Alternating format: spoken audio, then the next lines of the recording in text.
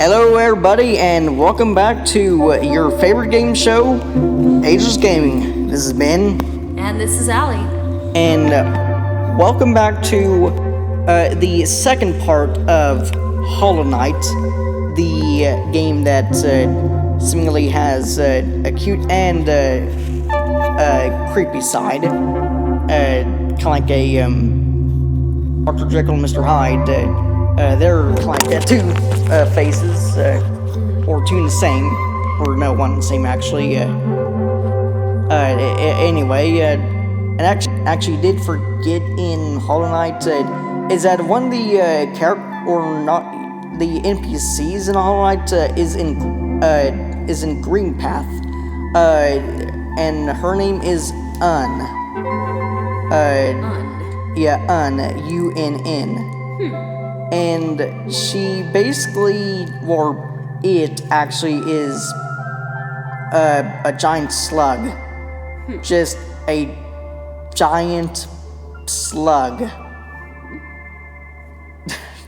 Interesting. And the thing is that you don't get her later in the game unless you actually have a specific item, which I will be talking about this episode.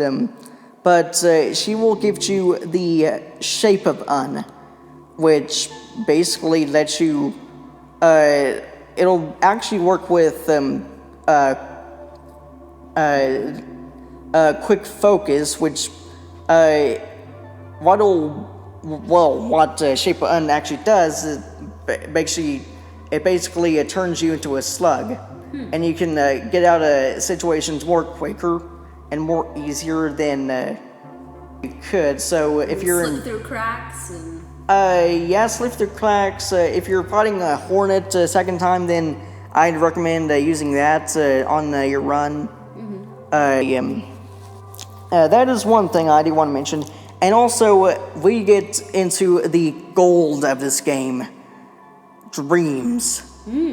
And the thing is, the way you actually access dreams is the dream nail, which can actually be found in the resting grounds, which also lets you access to the three, and they're actually called dreamers. There will be three big masks you have to look out for, and the other only time it actually happens is when you beat Hornet. And they'll basically say, I was kind of, the game kind of sends mixed feelings, or like a mixed, it kind of just goes like back and forth on, like, you think they actually want you to save the world, but in the same time, they don't really want you to, it's just mixed feelings, or a mixed sentences. And one thing I do want to say is that the Dream Nail is one of the best, one of the greatest things actually added to the game, because not only you can actually read people's or read other NPCs' thoughts, but you can actually go into the Dream Realm, which is only accessed through the Dream Nail. And how you actually get it is, in the resting grounds. And also, you meet a new kind of race of bug. Not really, bug. The moths. I actually do like moths, and the other... her name is Seer, Seer, like Seer or something. I don't know, but someone who can see. Someone who sees ahead. Sees ahead, or like basically, she says that her race has long lived before the Pale King has actually arrived, and the supposed goddess of their supposed queen was basically sealed away by the Pale King. But again, I'll go through the lore a little bit later. But Yeah, the thing is that they actually do. But the thing is that the way to upgrade the nail is a bit tedious, actually. You actually have to beat bosses that you've already beaten, or have, or you beat the bosses that you haven't beaten, like Dream Warriors. And the warrior that you encounter first is Zero, Xero, not Zero. And Zero. yeah, Zero. And he basically is your first instance of a dream boss. And again, dreams are actually a great addition to this story because, well, one thing's for sure is that again, you can go into other people's dreams, or you can enter a boss that you've already beaten. But the thing is, the dream. The Hidden Dreams expansion pack actually adds in 2 bosses, and it actually adds in 2 bosses. But one of the bosses it's not really a boss, but is more of a really wimpy rival, and that is in the Kingdom's Edge, in the Trial of the Fool. Or Coliseum of Fools, actually. Thing is, well, again, that the guy that I'm talking about is Zote, or Zote. I'm going with Zote because that's just what I kind of think it actually is pronounced. So you said it's Zote? Yeah, Zote. Okay, so either Zoti or Zote. No, it's Zote because Zote would actually have like little thing above the E. Fair enough. Zote. Alright, so Zote it is. Yeah.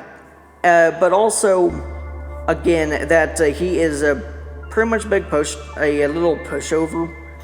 Because in the Trial of the Warrior, the last boss is actually him, and he doesn't, he'll just swing at you with his nail like what a little, a wimp would do, and he just takes 4 or 5 hits, and if you have the nail arts, then he'll probably take 3 hits or 3 hits or less. But yeah, it just. But the thing is that if you have beaten the Mantis Lords, there will be another NPC named Bretta. She is a ladybug or something. I don't really know, but if you have beaten her before you've beaten Zote, saved her before you beaten Zote, then you will be able to sit by her, and she actually blushes because you're the one who saved her, and she thinks that you're her hero. But after you beaten Zote, she'll basically have you. She'll basically go over to Zote and having him as her role model. But also again the Dream expansion pack, Hidden Dreams expansion pack, will actually let you beat what is known as Grey Prince Zote, a kind of a hero that Bretta actually has made. But if you've beaten her beaten Grey Prince Zote once, she will start to lose interest. And there are 10 battles you actually can have. Wow. 10. And the thing is that one thing that I actually do like about Zote is because Greg Prince Zote is that he'll basically think more highly of himself, and after you beat him 10 times, the adjectives for him will basically almost go off the screen because he's so epic. He is a big blowhardy pushover. Blowheartedly pushover. Nice. And then the second boss is in the royal waterways, which is another term for the royal sewer. Nice. And there are two bosses that you actually beat. One boss I actually think is a creative boss, and the other boss is just really weird and disgusting. The first boss is the Dung Defender. Yeah, it's a funny name for a hero, but hear me out. He actually has served the king for more longer, so he actually has not given up the title. And that reminds me of Yzma from Emperor's New Groove. yeah, Yzma. I have been nothing but loyal to the Emperor for many, many, many years. Yeah. Yeah, but the thing is that he actually stands by his oath, and he is a pretty cool guy. I mean, Sweet. I mean, well, besides sound like a stereotypical lucha libre, oh no, that's kind of what his battle cry is. Gotcha. But the thing is that I think I've only died once to him, so he's not really that big of a pushover. He does put up a good fight, but the reward is Ishma. I haven't really figured out how to pronounce it yet, but I think it's Isma because. And what Isma's tier will let you do is, it will let you swim in acid. Because before, in the fungal waste, the first encounter with acid was in there, and acid hurts. Yes. Yeah. But the thing is that, with Isma's tier, it doesn't do anything to me. I mean, besides letting me wade through acid, but it also will yeah. And the thing is, there's actually a bunch of charms you can actually get within fungal waste. The two charms is the first charm is the spore shroom, which basically lets you cover yourself in like a cloud of spores, which will damage enemies. And then there is also fragile charms, fragile greed, fragile strength, and fragile heart. Thing is, again, fragile just because if you die while wearing one of them, then it will be broken and you cannot use it unless you repair it from the bug that you actually gave it to you. And the other one is, which I actually do like this one, Thorns of Agony. Ooh.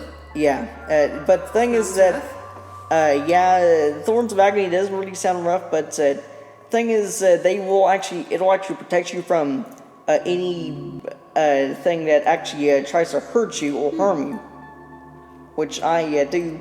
I mean, I don't really use it like 100%, but I use it some if I'm going against a boss or something.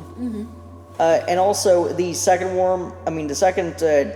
boss in the Royal Waterways, Fluke Marm. Fluke Marm? Yeah. And if you know what a fluke is, like a mistake? Well, I mean, this is a bug game, a game about bugs and insects and stuff. So I guess I don't know what a fluke is. It's kind of a little parasite thing. Okay. And there is a lot of them in the world waterways. There is Flukemon, Flukemarm. There's a lot of other flukes. I mean, but Flukemarm is the mother of all flukes. And again, like they actually talk really gibberish, and they're like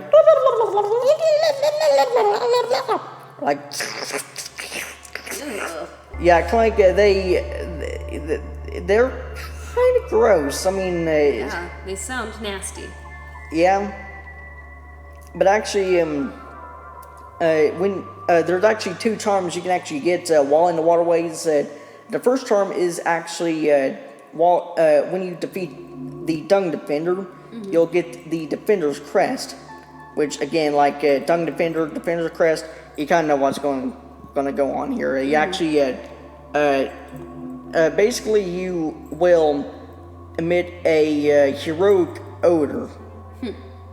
In other words, you'll have a gas cloud around you. And paired with Spore Shroom, it will do more damage and will also make the cloud more bigger. So, yeah, you'll basically fart. For self-protection. Yep. Self-defense. And then when you beat Fluke Marm, you'll basically get the Fluke's Nest, which turns it will turn the spell like your a forge spell. I forget what it's called now, but it'll turn that spell into a swarm of volatile flukes. But then again, paired with Dung Defender's Crest, they actually turn into exploding volatile flukes. They will, and again, like I don't really use too much charms. I mean, just because that they're kind of useless, and I kind of want to save my soul, figuratively and literally. But actually, again, the thing is that I basically gotten the Dream Nail all the way to 100%. I actually have it all the way to the Awakened Dream Nail, which it actually is 1800 essence to actually get the Dream Nail, and 2800 to complete the Dream Nail side quest, kind of, but. Well, speaking of side quests, I'm just going to get this out of the way. There's actually a side quest that is pretty stupid. That it almost seems like it's actually masks are the way you actually you actually survive. Or like masks are basically your health, and there are mask shards which will increase the health if you get 4 shards. There are 16 shards in total. Got all 16. And you start out with 5 masks of health, so you will be masked. But the thing is that the side quest that goes on in the Resting Grounds is the Delicate Flower side quest. Again, the name basically tells what it is. You're supposed to escort a delicate flower to what is called the Queen's Gardens, and I almost had to do that side quest until I actually beaten it, and I was like, yeah, I was like, cord stuck. Yeah, I was just really excited that I've gotten that, because I probably wouldn't have enough patience to get through the side quest. And the thing is, there actually are other things you can do besides taking Delicate Flower to the Queen's Murder Garden, which you can give it to give the Delicate Flower to Elderbug, which he'll basically say that it looks delicate, even if the wind could actually, blow it away. But the thing is that that is not all you can do. You can also give it to the God Seeker, which is another side quest, or not really side quest, but like another side thing you can actually do, but also has different endings to that one. which the first ending, if you actually beat the game without giving the Godseeker a delicate flower, then it'll basically so you're basically made out of void, and she's basically a god seeker, and gods aren't really void. They're more of higher beings, and higher beings are made out of soul. So the thing is that she will basically disappear.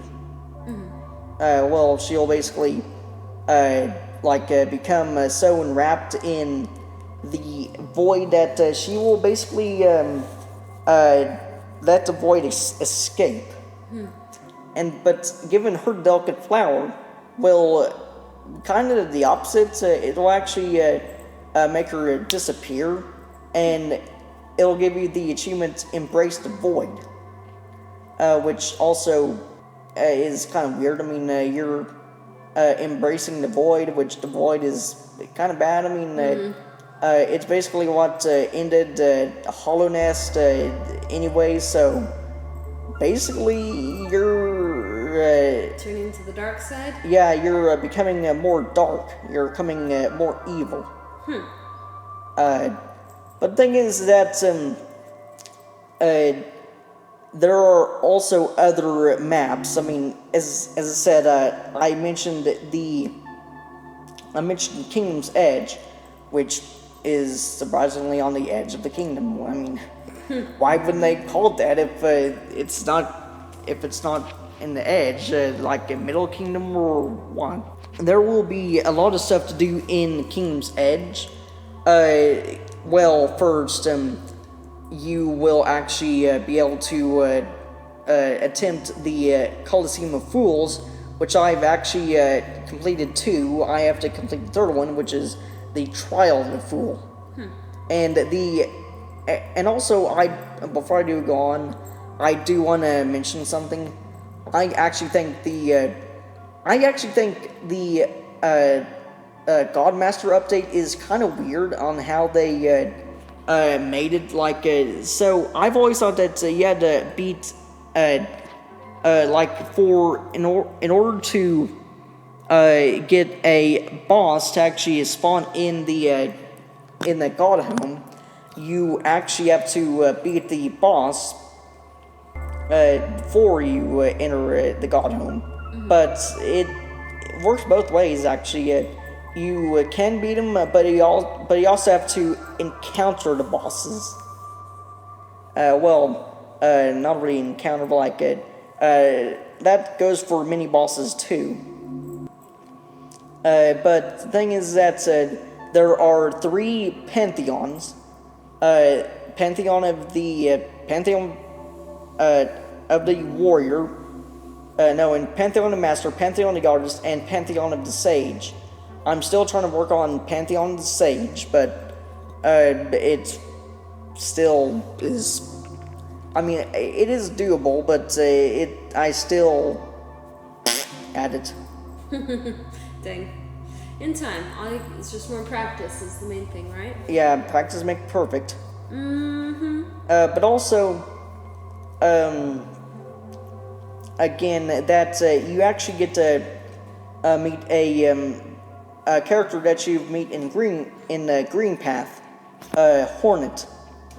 And also, I do want to say that she said that, and actually one of the Dreamers, the entire game is actually going around killing, beating the 3 Dreamers, and actually going back to the Forgotten Crossroads, and beating the game. But the thing is that the Dreamers is Lurin the Watcher, Monomon the Librarian, or the Teacher, and Hera the Beast. And Hera the Beast is actually Hornet's mother. It is not really stated on who Hornet's father is, but people kind of think that it is actually the Pale King, but he isn't, because he's basically birthed the void. So he's basically made the void, but not. And Hornet isn't actually a void creature. She is true to herself. She is a pure-hearted individual. But who I actually think her father is the Hollow Knight himself.